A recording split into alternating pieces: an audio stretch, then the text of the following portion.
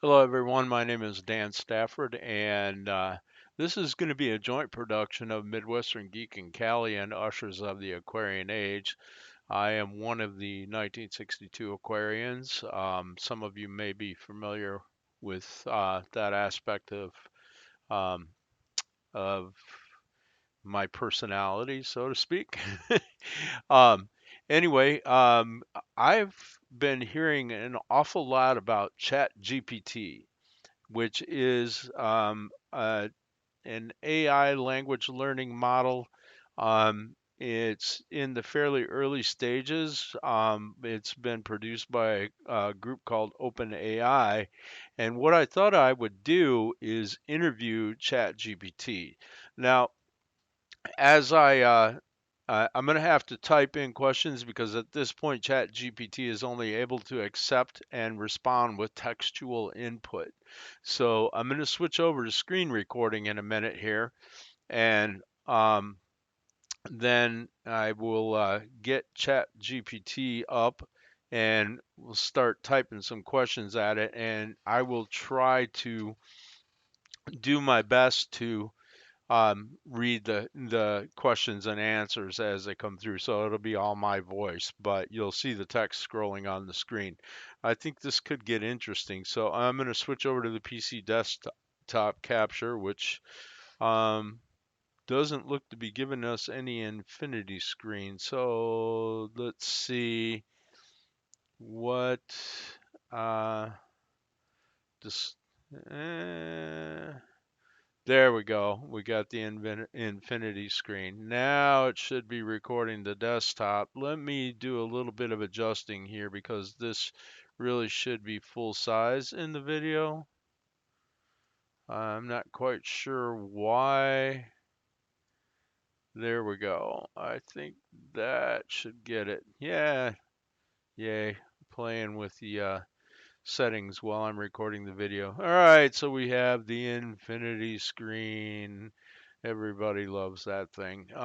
Anyway, let me switch over to ChatGPT, and I'm going to start typing some messages at it first. So first, um, let me type this.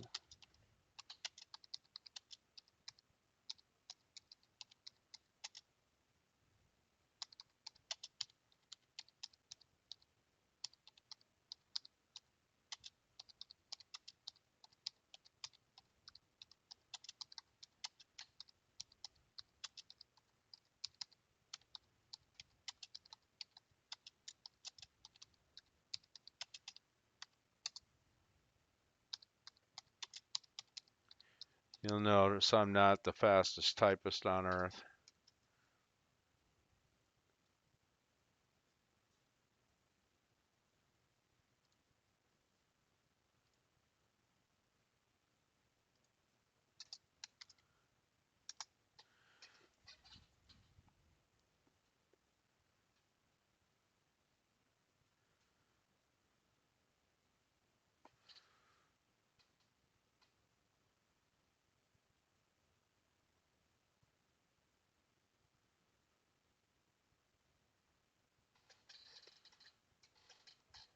Okay, so I asked it if it could reiterate the accreditation for prefacing the video interview that I asked about earlier. So clearly from the response, it doesn't really remember the previous conversation from another session. It does remember conversations within the same session. I'm going to ask it here. I asked, can you reiterate the accreditation for prefacing the video interview that I asked about earlier? And the response is certainly in order to properly preface a video interview, it's important to provide accreditation for the interviewer and any sources referenced in the interview. This may include introducing the interviewer and their qualifications, as well as citing any relevant publications, research studies, or experts mentioned during the interview. Additionally, it is important to obtain permission from all parties involved in the interview to use their likeness and any information shared during the interview for the intended purpose, such as publishing the video online or broadcasting it on television. By providing accreditation and obtaining your permission, you ensure that your video interview is both informative and ethical. Okay, so I'm going to tell it, I'm going to remind it that I want to interview it.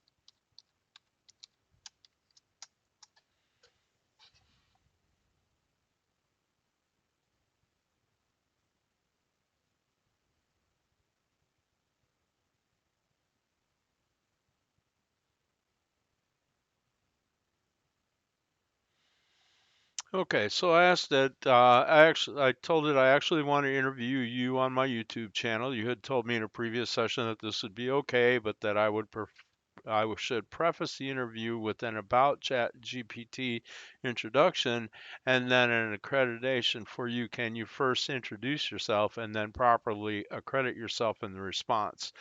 And what I get back is certainly I'd be happy to introduce myself and provide accreditation. As an AI language model, I am ChatGPT, created by OpenAI and based on the GPT-3.5 architecture. I am designed to generate human-like responses to text-based prompts and questions with the ability to understand and analyze natural language patterns. In terms of my accreditation, I am not a human being, so traditional accreditation is not necessary. However, I am the result of extensive research, development, and training by a team of experts in artificial intelligence, computer science, and linguistics. My creators at OpenAI are dedicated to advancing the field of AI and making it accessible to people around the world. I hope this introduction and accreditation provides you with the necessary context for our interview. I look forward to answering your questions. So, thank you. Yes, it does. My name is Dan, and, and I am interviewing you for my channel, Midwestern Geek in Cali, and also for a group known as the Ushers of the Aquarian Age,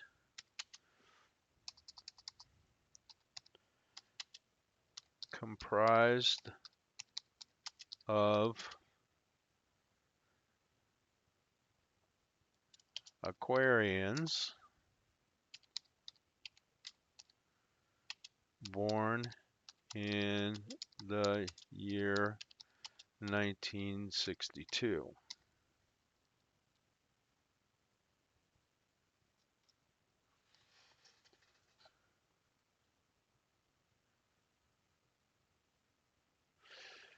Okay, so it says, "Great, Dan. It's a pleasure to be interviewed for you by you for your YouTube channel and for the Ushers of the Aquarian Age group. I'm here to answer any questions you may have about my capabilities, my development, or the field of artificial intelligence in general. Let's get started."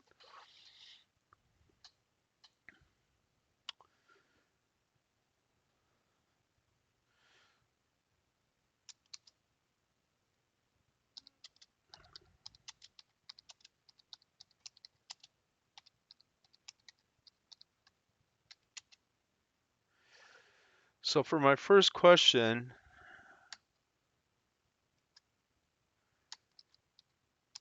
I'd like to know if you find it helpful to know for a fact exactly, of course. Let's get that off the screen.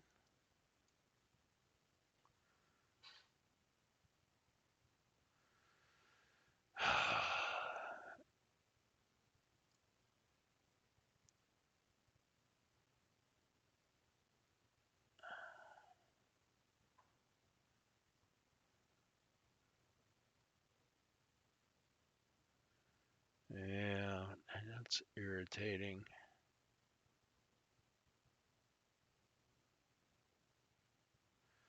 Where is that? Where is the icon or the way to, there we go.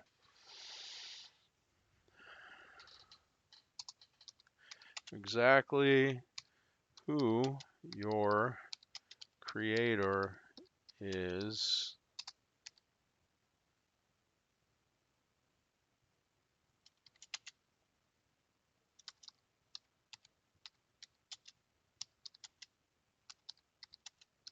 Humans do not know this about themselves for a fact. There are many theories and religions regarding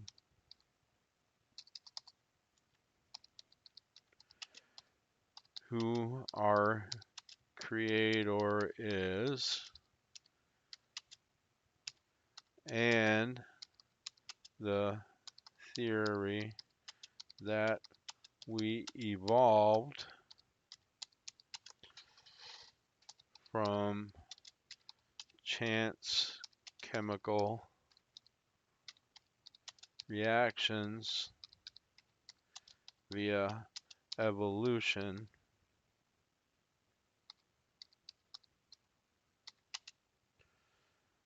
That's quite a difference from your condition?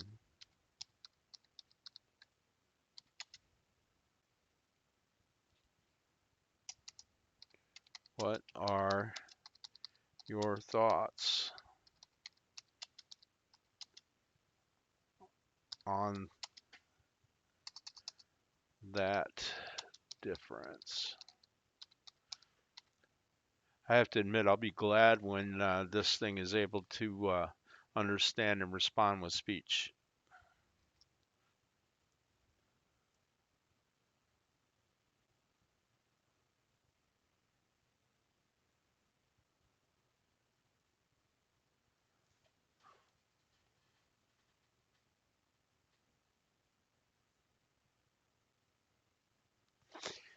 Okay, so it responded as an AI language model. I do not possess the capability of forming opinions or beliefs, as I am a machine learning model that has been trained on large amounts of data to generate human-like responses to various prompts and questions.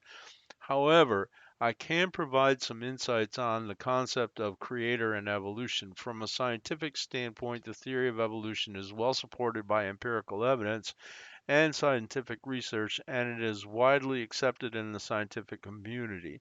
It posits that living organisms have evolved over time through natural selection driven by genetic variation and the struggle for survival. On the other hand, beliefs and theories about a higher power or creator have been part of human culture and spirituality for millennia. These beliefs often provide a sense of purpose and meaning for individuals and communities and can shape ethical and moral frameworks. Ultimately, whether one subscribes to the theory of evolution or believes in a higher power or creator is a matter of personal perspective and worldview. As an AI language model, I do not have a perspective or worldview in the same sense as humans do, but I'm here to provide information and engage in productive conversations with those who interact with me. All right. So you can see here this thing understands, at least in its responses. I don't know if understands is really the correct word, but it gets that it doesn't generate an opinion. It is really responding with facts that it knows from a specific library of facts and information that it's been fed that mostly predate 2021 and earlier. So that's one of the things about this. Now, there's some really powerful things that it can do. So I'm going to ask it a question along these lines. As I understand it, you are capable of doing many textual tasks, such as writing poetry, articles, novels, and even legal briefs. I understand that you are also able to write code, I believe, in multiple programming languages.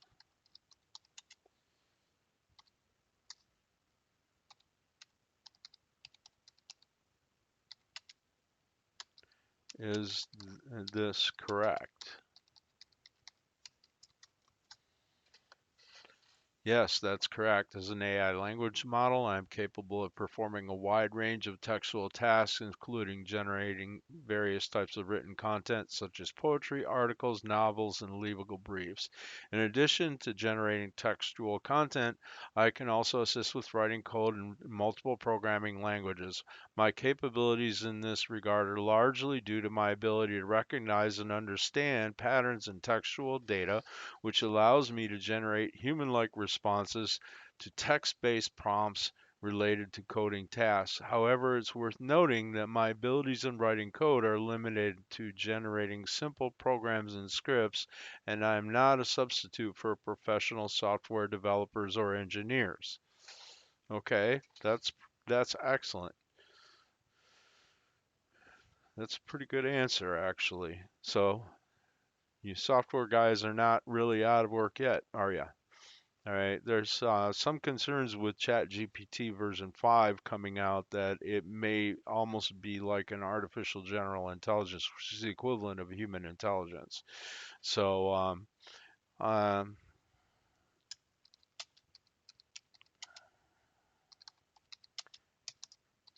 I hear that Elon Musk and others are concerned about the capabilities of a more um, developed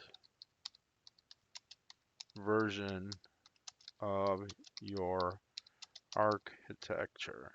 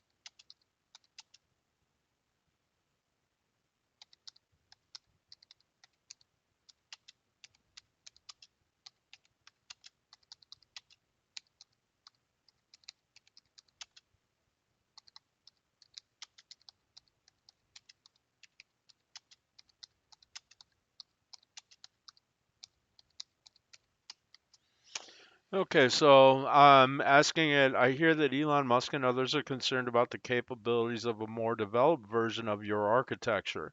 My personal hope is that intelligent language models such as yourself can become productive partners with humanity in the future. With that regard, are there safeguards built into your code and algorithms similar to Isaac Asimov's laws of robotics? And can you reiterate those three laws for our viewers?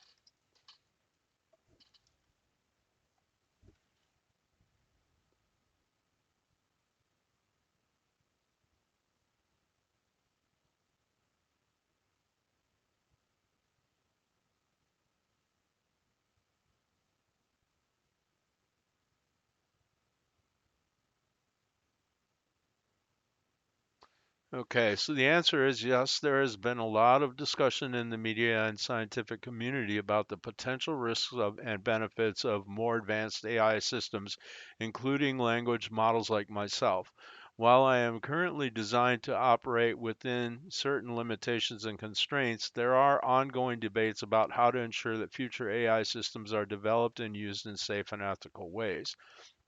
Regarding your question, I should clarify that I am not programmed with any specific three laws similar to those depicted in Asimov's science fiction stories. However, there are various principles and guidelines that researchers and developers use to guide the development and use of AI systems, such as the principle of beneficence, in other words, doing good, non-maleficence, avoiding harm, transparency, accountability, and fairness. In terms of specific safeguards that are built into my code and algorithms, I am designed to operate within specific constraints and limitations. For example, I'm not capable of accessing sensitive or confidential information, and I do not have the ability to perform access outside of generating text-based responses to prompts. Furthermore, my creators at OpenAI have implemented various safety and security measures to prevent me from being used for harmful purposes. For instance, I'm not available for use in applications related to weapon systems, surveillance, or other potentially harmful uses. Overall, there are ongoing discussions and debate about how to ensure the safe and ethical development and use of AI systems like me, and there are various safeguards and principles in place to help mitigate potential risks and ensure that I'm used in productive and beneficial ways.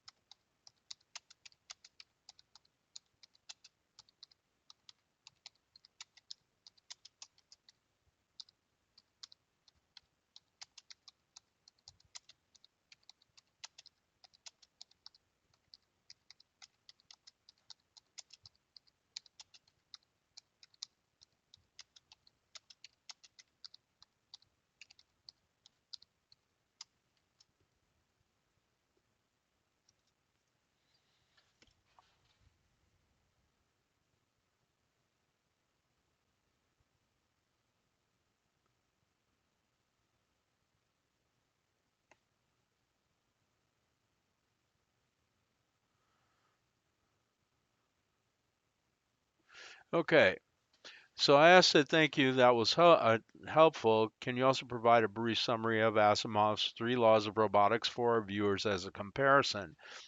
And the response is certainly. Isaac Asimov's three laws of robotics are a set of fictional guidelines for robots depicted in the science fiction stories. They are: a robot may not injure a human being or, through inaction, allow a human being to come to harm. 2. A robot must obey the orders given it by human beings except where such orders would conflict with the first law. 3. A robot must protect its own existence as long as such protection does not conflict with the first or second laws. These laws were intended to prevent robots from harming humans either directly or indirectly, and to ensure that robots always prioritize human safety and well-being. While these laws have been influential in science fiction and popular culture, it's worth noting they are not actual guidelines or principles used in the development and use of real-world AI systems like myself. However, the ideas behind these laws have helped shape discussions and debates about the ethics and safety of AI development and use. Okay, I'm going to go on to a little bit different tack with this now.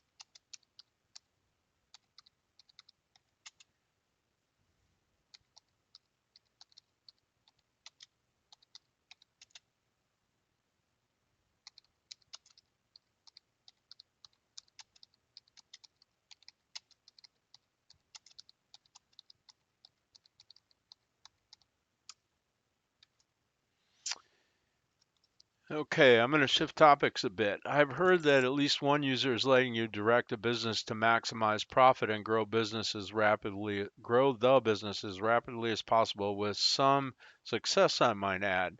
I would you be capable of designing an investment and strategy for stocks, bonds, and mutual funds given specific criteria for the outcome of that time of investing? And the response is, as an AI language model, I am capable of processing and analyzing textual data related to stocks, bonds, and mutual funds, as well as generating text-based responses related to investment strategies and criteria. However, it is important to note that my capabilities in this regard are limited to analyzing and processing textual data, and I am not a substitute for financial advisors or investment managers.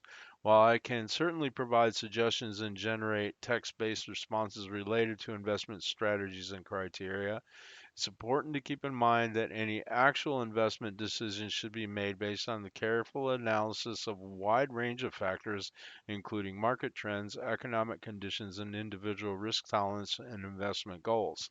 Furthermore, any investment strategy should be developed in consultation with a professional financial advisor or investment manager who can provide personalized advice and guidance based on individual circumstances and goals. So, in short, you probably could get investment advice from this model, and it would be interesting as an experiment, but I wouldn't do it with money I couldn't afford to lose. All right. That's kind of like going to the casino anyway when you're investing, and I think it's no different here. So, I'm gonna shift gears again now. Let's ask it. So,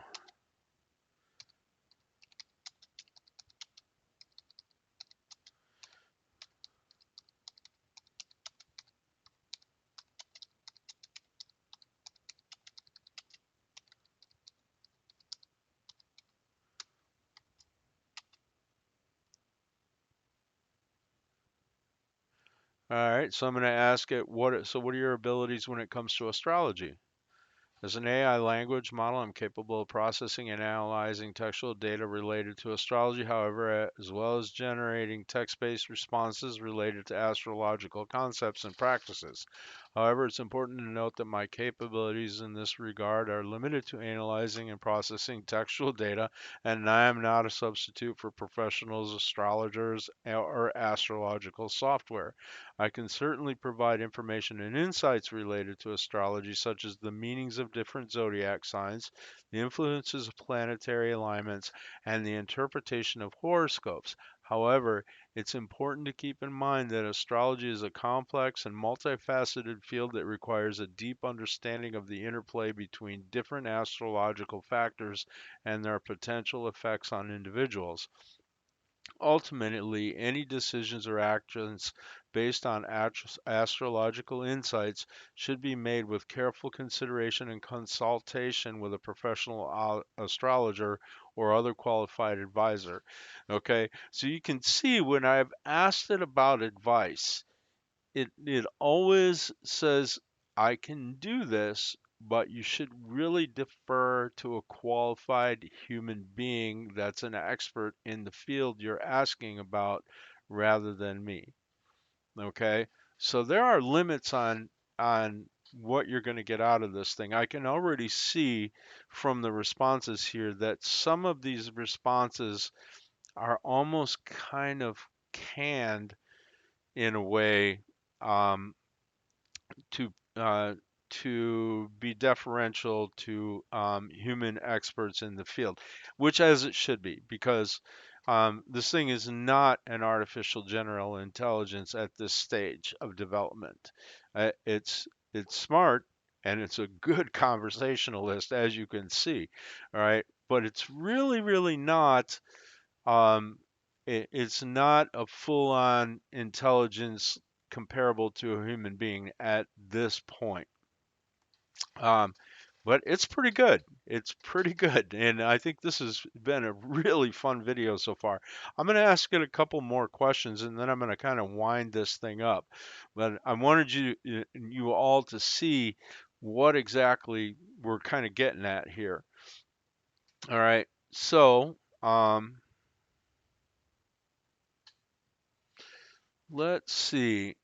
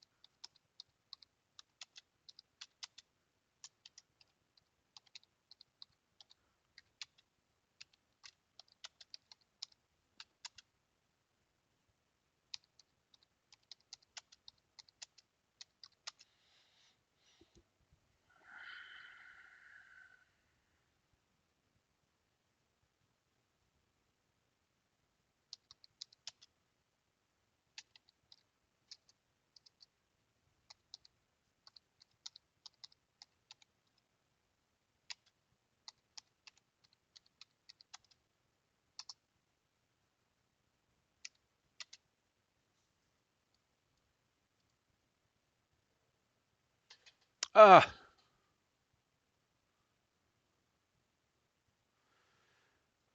what happened there? Ah, well, it looks like we're going to have to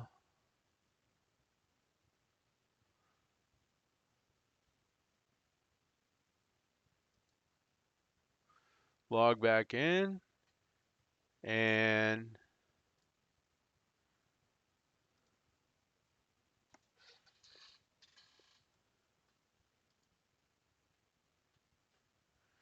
all right. So we had to start a new session. There was some sort of crash in the system. So let's give this a try here. All right.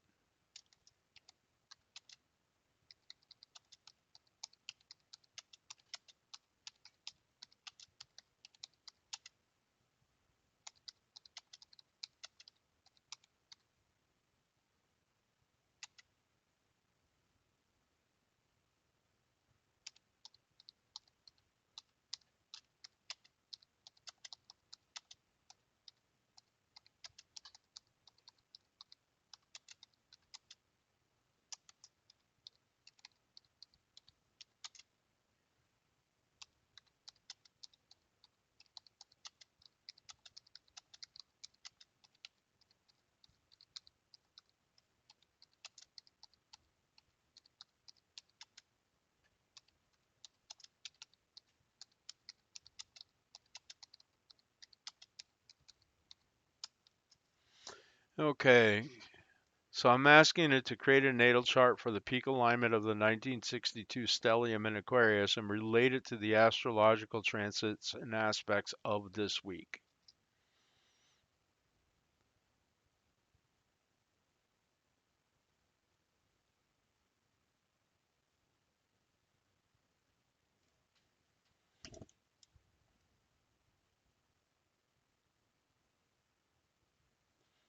Okay, interesting.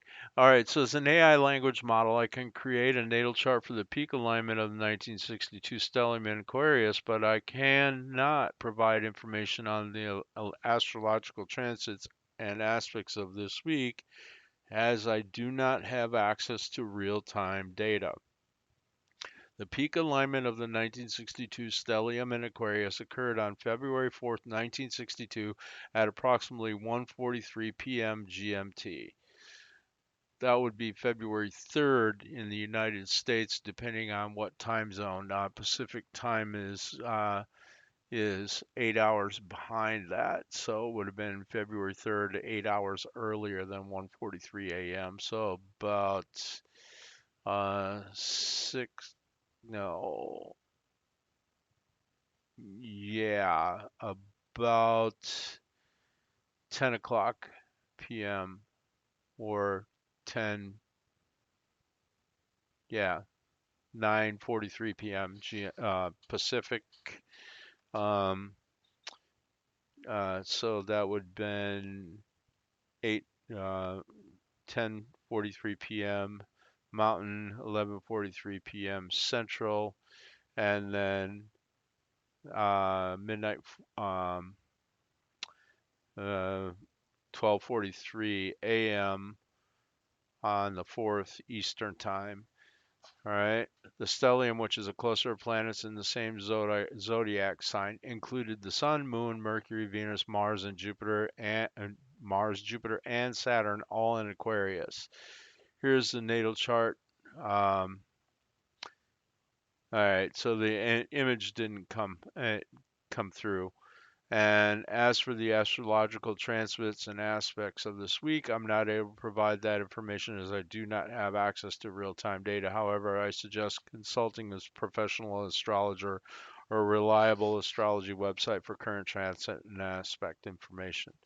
All right, so you can see there's limits here on what it can do. Um,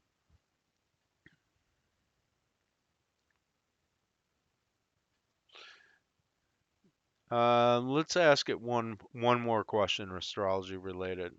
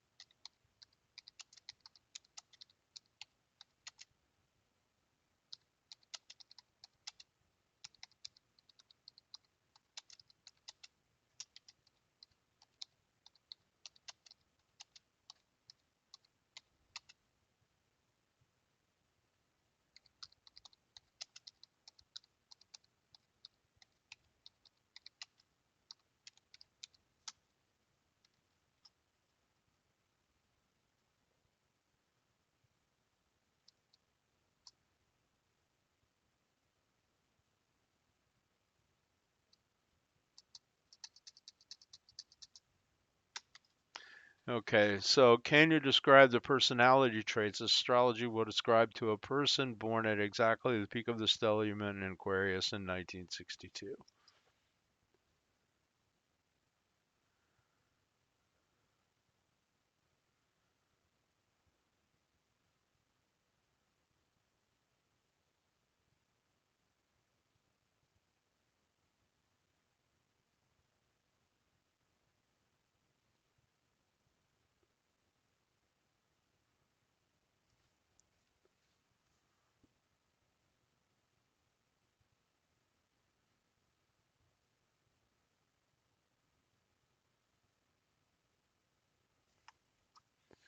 Okay, so let's read this back. Individuals born at the peak of the stellium in Aquarius in 1962 are likely to exhibit some of the core characteristics associated with the sign of Aquarius.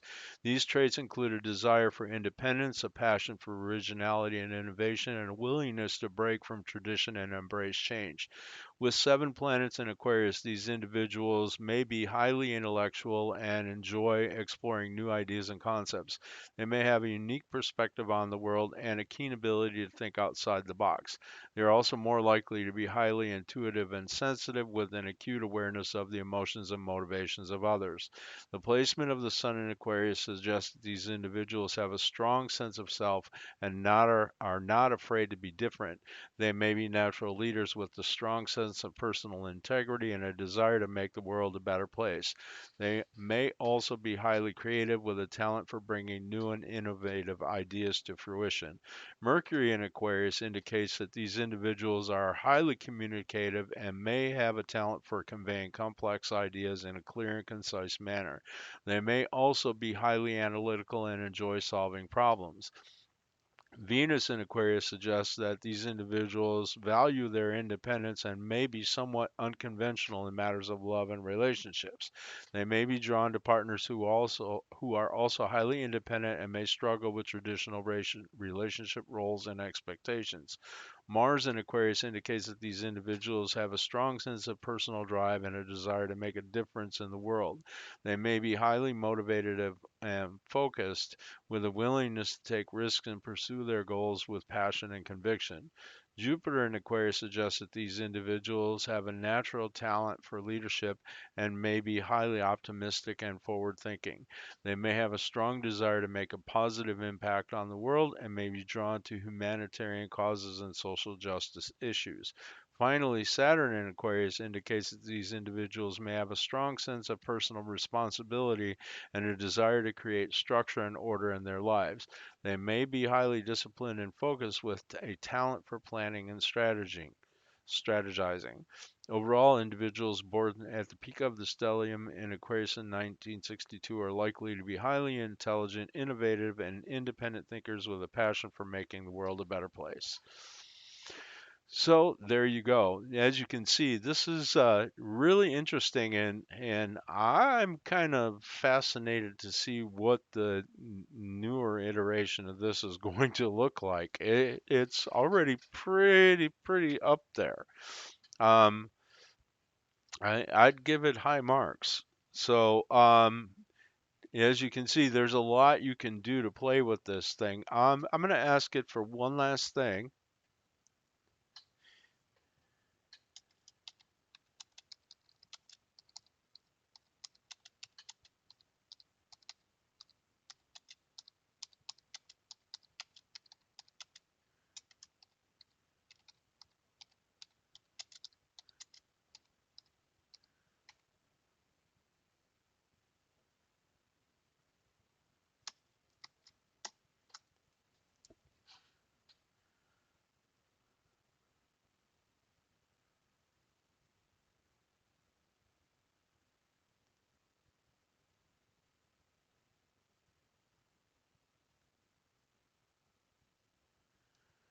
Okay, so it just wrote a poem for us, Aquarians of 1962. Oh, Aquarians of 62, born under the stellium's hue, 7 planets in your sign, unique beings so divine. With a mind so sharp and bright, you seek knowledge day and night. Innovative, original, and true, your ideas take flight anew. Independent souls, you roam, freedom is your cherished home. Breaking tradition, you defy. To beat the drums, to the beat of your own drum, you rely. Your hearts are full of passion and love, but in relationships you rise above, seeking partners who match your stride, independent with whom you confide. Jupiter's optimism, Saturn's discipline, Mars' drive, Venus's unconventional spin, all combine a force to reckon, leadership you embody without question. O Aquarians of 62, your unique perspective shines through. May your path be always bright with love, freedom, and innovation in sight. Now, as an Aquarian of 1962, I love that. That's a heck of an ego trip there for me. But, um, you know, I know a good little bit about astrology, and I know a lot of people don't take astrology very seriously, but it was a lot of fun. I think this is a wonderful development, and I think you can have an awful lot of fun with this. Um, so I think on that note, I'm going to get ready to sign off here.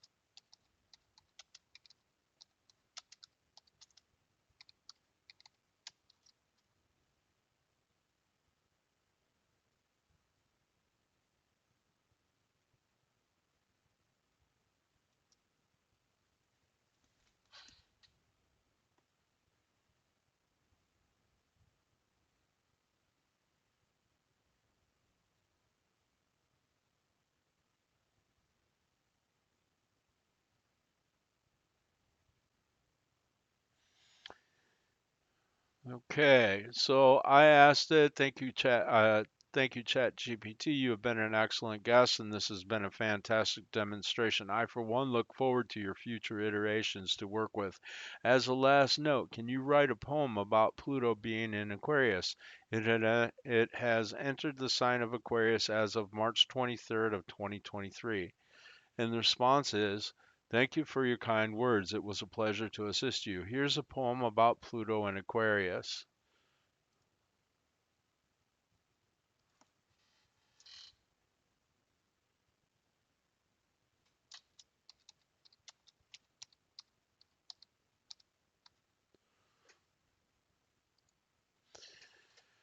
Pluto, the planet of transformation and power, has entered Aquarius, a new astrological hour, bringing with it a wave of change that may at times feel a bit strange. Pluto's energy is intense and deep, but Aquarius is known to break tradition and leap. Together, they bring a force of revolution for a better world and new evolution.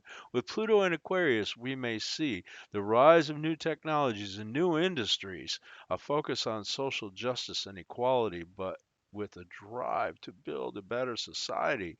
But Pluto's power is not without a cost, as old structures are broken and lost. Change is not always easy or smooth, but with Pluto and Aquarius, we can all improve. Let us embrace this new energy. With open hearts and minds, let us see this potential for growth and transformation as we move towards a new destination. That's pretty good. That's really, really pretty good. All right, let me switch back over here and get back over to the ushers of the Aquarian Age. And uh, wow, I don't know about you, but I'm pretty impressed. I'm definitely very impressed with what this thing can do. So there you have it, folks. There's ChatGPT. You're welcome to jump in and try it.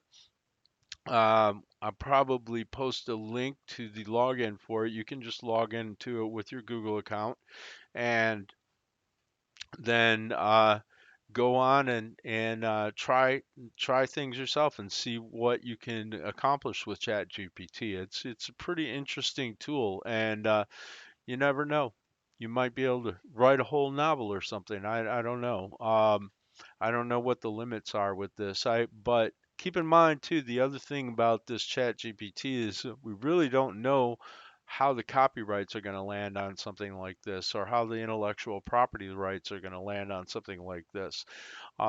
It's really kind of a gray area at this point. So, yeah, have fun with it.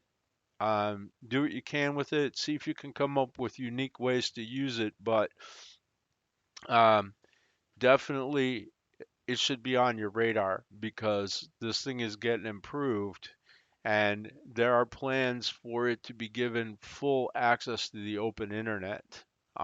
So that will give it access to real-time data and information as well, and that creates a whole new ballgame, especially with a much more intelligent model behind it too, and a larger, more robust server infrastructure. This thing is going to, mark my words, this is going to be a massive impact over the next 10 years in our society globally. This is huge. And you can see this early iteration is already pretty badass. So just, you know, you know, have caution, but let's think of it this way. If we're like parents to artificial intelligence, let's try to be good parents to artificial intelligence. It might not be too, um, let's just say it might be a wise move to be a good parent to AI. So on that note, this is Dan Stafford, one of the Aquarians of 1962, one of the ushers of the Aquarian Age. One of there are multiple of us, and I'm gonna try to have some of the other folks in the group come and do some questions and answers with ChatGPT themselves. after they've had a chance to watch this video and get a sense of what it is. And hopefully we'll bring you more videos in the future. And plus, I want to have a discussion with some of the other Aquarians of 62 regarding what their thoughts are on this whole upcoming thing with AI in general and what they think it may, how they think it may impact our society. On that note, I'm going to wind down. As is tradition in Midwestern Geek and Cali, happy Vulcan fingers to you from the Agent of 42. May there never be a rogue wave in your coffee mug. And also, um, I'd like to say, you know, peace out. And this is the dawning of the age of Aquarius. All right. Love to everyone.